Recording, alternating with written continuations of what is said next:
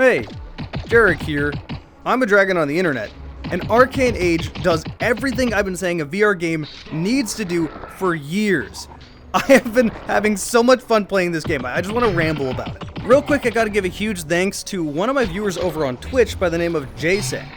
I was casually talking about VR games that I might check out in the future, and I mentioned Arken Age, but I was a bit busy and I also didn't want to spend money. So without me even asking, or really even necessarily needing it as a priority right then and there, Jaysank just sent me the money to buy the game and said, go cover this game. So huge thanks goes out to Jaysank for effectively, I mean, it's not a sponsored video, but here you go. Here's the video, thanks to Jaysank. Also, speaking of, thanks to my YouTube members. These guys get to see my videos early. I keep it really cheap. I want to give it back to them. They do pay a bit of my bills, and that is super helpful, especially because I'm pretty tight on money right now. So thanks to all of you guys. If you want to join them, just check the link down below right next to the subscribe button. This game is an evolution of everything we've seen in VR games for the last 10 years. So many quality of life improvements. Boneworks initially showed the potential of VR gaming, and to this day, I still think it peaked with that game. It's my favorite VR game. It didn't hold your hand. You had two-handed weapons, melee weapons, you could climb everything, you had a full body, there was full physics. This game was a sandbox in a linear shooter. But within that sandbox came a bit of jank. Once you understood it, it wasn't a big deal. But it definitely would pull people out of their immersion if they first started playing. And in worst case scenario, quite a few people would get sick playing this game. Arken Age learns from what Boneworks did. It took that potential and ironed it out. For example, I love being able to climb anything. Any surface you want to in Boneworks, you can climb. But like I said, there's some jank. For example, if you want to pull yourself up on top of a ledge, it's difficult to get your hands to actually grip onto said ledge if it's not a grippable ledge. And even if it is a grippable ledge, it's difficult to pull yourself onto it, because you have to manage to get your legs over that ledge, which you have very little control over. A lot of times I had to move my analog stick to lift my legs, and then pull myself forward, and then push down on the analog stick to push my legs down. It feels like I'm playing VR co-op. And once you get the hang of it, it's not that bad, but that's something you definitely need to get adjusted to. Arken Age doesn't do this at all. Your hands kind of stick to surfaces that you want to pull yourself up onto, and it doesn't really care where your body is. As long as your head is over that surface, you can stand up right there, and you're on the ledge. Everyone can do this first try, super easy. But a way cooler and way more important improvement is the way you actually climb surfaces. You have pickaxes attached to your wrists at all times, and with a literal flick of your wrist, they pop out. These pickaxes totally get rid of the possibility of accidentally letting go of a surface when you're trying to grab something with your other hand. It just works. Now obviously you can't pickaxe every surface, but there's tons of wood everywhere to climb, so it doesn't feel very limiting. Also, just flicking out these pickaxes and immediately climbing is so cool. And you can never drop them or lose them because they're always attached to your wrist even if you let go. Now, a lot of people believe Half-Life Alyx is the peak of VR gaming, and I don't really agree. I really like Alyx, don't get me wrong, but I think it's pretty limiting in quite a few different ways. They wanted Alyx to be your entry-level VR game, and when they did that, they did quite a few things right. For example, picking up items and just throwing them over your shoulder, or grabbing magazines off of your shoulder and putting them into your gun, just feels natural and intuitive. That just works. Boneworks, on the other hand, had a pouch on your hip that was kind of difficult to get to if you were crouching, if not impossible, and it was just kind of picky. So Arken Age took that idea from Alyx, and you can just shove things over your shoulder and grab magazines over your shoulder, and it just works. They also stole other things from Alyx, like the gravity gloves. You point your palm at an item, you flick your wrist towards you, and you catch that item. But having to pick up numerous items one after another and shove them over your shoulder is just not really very fun, even if it is immersive. So they added an extra thing you can do, which is just hold the trigger down and put your hand over items you want to pick up, and you can just mass pick them up all at once. It saves so much time. In fact, this game seems to respect your time in general.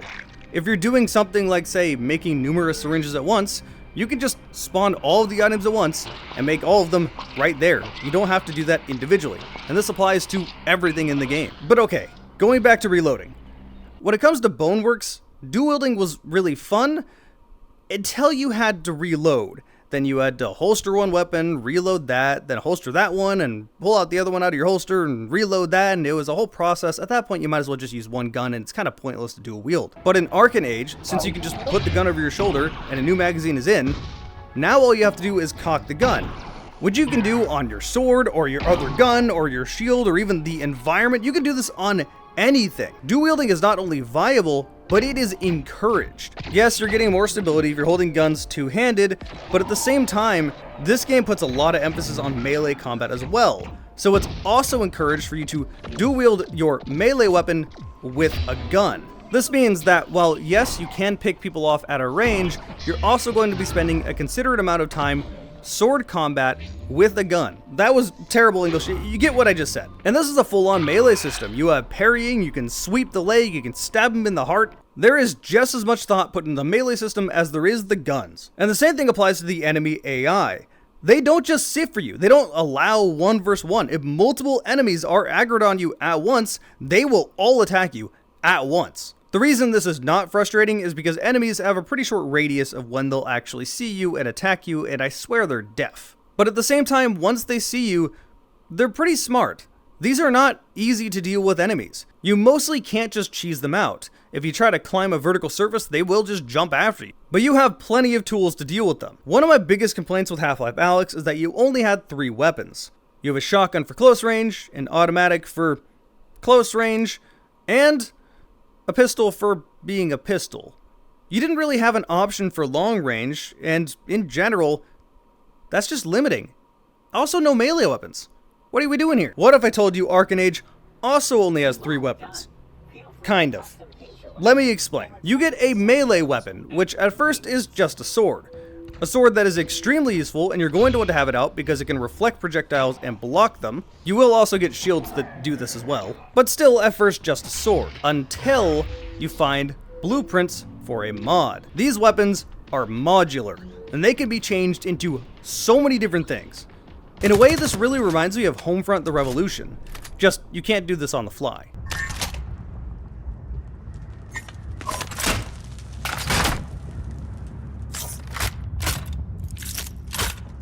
But this sword can turn from the starting sword to a throwable axe that'll come back to you like a boomerang, to a larger sword that is supposed to be better equipped to deal with certain enemies, and just in general is an overall upgrade that does more damage. This also applies to the weapons, and some of the things the weapons do are really cool. You get a light weapon and a heavy weapon. The light weapon at first is just a pretty simple pistol. However, you can get an upgrade that basically turns it into a needler, just without the homing, but it shoots automatic and it makes people blow up if you shoot them enough. You get my point. You can get an upgrade that turns it into whatever this is doing.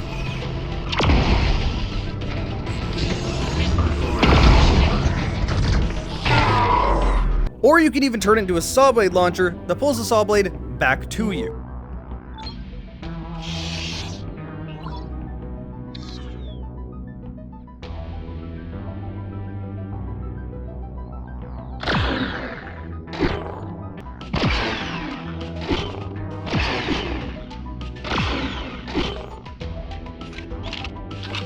How about the heavy weapon? Well, it starts as a shotgun. Yeah, right at the beginning of the game, you just get a shotgun. I'm pretty sure they gave you a shotgun to encourage you to actually engage with the melee combat, to get used to the fact that you were going to be fighting them one-on-one, up close in their face a lot of the time. Then they introduce more enemies, and it won't just be one-on-one. I think they're just trying to get you to get used to using a sword and being in their face. You get what I'm saying. But eventually, you will get mods that allow you to stretch that range out, like turning it into a massive crossbow. This is the biggest crossbow I've ever seen, and it's one of my favorites. This thing is so strong.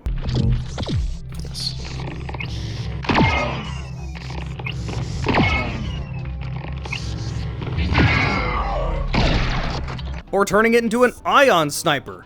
This thing uses so much ammo, so I didn't tend to use it. I actually preferred the crossbow. Basically, same purpose, but one doesn't waste all your ammo. Seriously, it uses an entire magazine per shot. That's just too much. Or you can just turn it into a heavy-hitting automatic. There's other mods in this game, but you get my point. There is far more than just 3 weapons. There's so many upgrades and so many things to find on this map. Oh, also, all these guns are paintable, so of course I spent 30-40 minutes painting my gun to be red, black, and yellow, to be fair.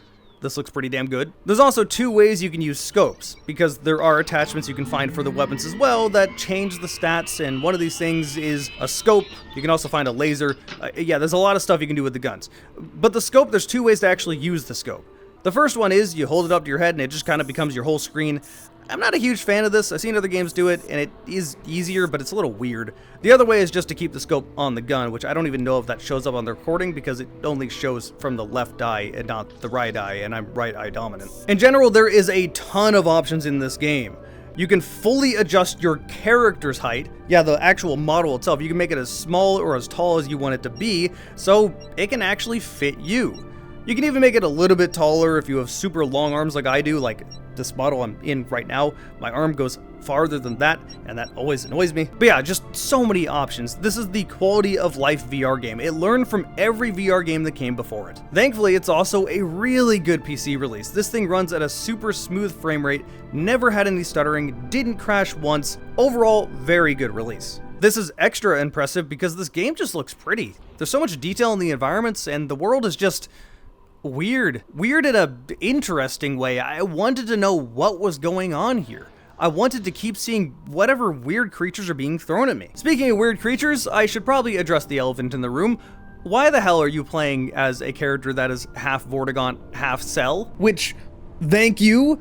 I've been ranting and raving for so long about how games need to allow you to play as something other than just boring humans, and I don't care if it's weird as hell, I would rather play as this than just a boring human. Also, the hands only having 2 fingers is actually really clever in the VR perspective. Most VR controllers only have a grip button on the back and a trigger. Meanwhile, index controllers have full finger support. So how do you make both of those things make sense?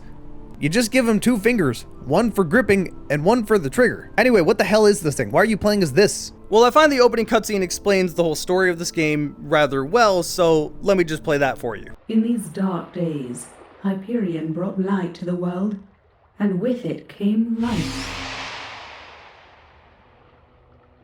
A new order of civilization was born, a superior race of neural-linked humans thriving in a world absent of mortality. But the cost of this everlasting life was Earth itself. I am Custodian, one of 4 terraforming gods sent by Hyperion to this planet many eons ago. And you are my creation, a vessel of pure human consciousness, untethered from the Arken network and free of all neural corruption. So as is usually the case, humans fucked everything up. They gained immortality and ruined the Earth. There is a lot more that happens in this story. That's an extremely short Too Long Didn't Read. You find a ton of unique species with good voice acting. O untethered one, open to us the treasures of your power, and glory shall follow.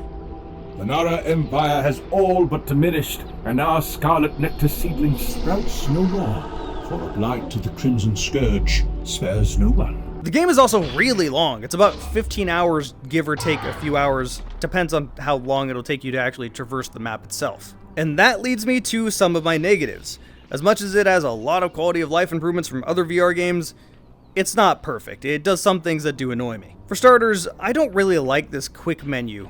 You have to press a button on either your left or your right hand. The left hand can pull out shields and grenades, which I would prefer it if I could just quick open a menu to do this, like, say, Alex style. I know there's already a lot of actions happening in this game, and you already have some motion gestures, but I'm using an index, and I have trackpads that are being unused. I wish I could just use that to pull out these items. It's super important to be able to pull these out in combat. The same thing applies to your right hand, where you can pull out syringes to heal yourself. I really want a quick gesture to do that. That's really important to heal myself before I die. The second complaint starts as a positive. These maps are not at all linear, at least not in the later half of the game. They're kind of built like BioShock maps, where you have a main hub and some roadblocks, and you got to figure out how to get those roadblocks out of the way. They're also really vertical, since you have the ability to climb in this game. In general, great map design. But there's one problem. Sometimes the signposting isn't great. Sometimes you need to go to a room that's hidden away in the bottom after you just climbed up the whole last hour, so you assume you keep needing to go up, but nope, it's at the very bottom, and it has a red light, so how the hell do I know that that one's even open or even to look down there? Or maybe you can see what you need behind the barrier, you can see the thing you need to pull to open the barrier, but how the hell do I get over there? Just to find out it's an elevator on the top floor that you walk by 20 million times because it blends in with the rest of the scenery. Or maybe, just maybe, a character mentioned where you needed to go once, and then you don't know where to go after that because they barely mentioned it in a cutscene. Again, just once. So you're left wandering around going, where the fuck do I go? Yeah, this definitely has some of that Metroid feel of getting lost, and that frustration can definitely be, well, frustrating. Thankfully, it only happened a couple of times in my playthrough, so it mostly should be smooth going. Just be prepared to occasionally look up a walkthrough when you're stuck. At the end of the day, I really cannot recommend this game any more than I already do. This is another S-tier VR game. This game fully encapsulates what VR should be. You have full freedom, melee, two-handed weapons, climb anything, enemy AI that doesn't hold your hand. The game expects you to already have your VR legs, and it fully capitalizes on it. We need more games like this. Do I think it's my favorite VR game? No. I still think Boneworks overall does better with the general atmosphere and experience, and there doesn't really seem to be anywhere near as much frustration in Boneworks. Plus, I kind of just prefer the more Half-Life style of game. That's probably just a me thing, though. This game is absolutely up there with the best of the best VR games, and I couldn't recommend it enough. It really reminds me back in the day when we got a lot of AA games. This doesn't feel like Half-Life Alyx level AAA quality, but it's definitely not just another indie game. This feels something more along the line of Time Splitters level quality for the day. You know what I mean when I say that. So hey, that was Arken Age. If you want to check out some of my other videos, I got lots of videos just like this one. Up there is a big playlist of videos literally just like this one. Down there is a recommended video, since YouTube seems to think it knows everything about you. I mean, it's Google. Probably does. And if you want to see more of my stuff, you just subscribe. Just click the thing right here. I know it's tempting. I'm almost to 250K. You can help me out by clicking it. Thank you guys for watching. I'll see you next time.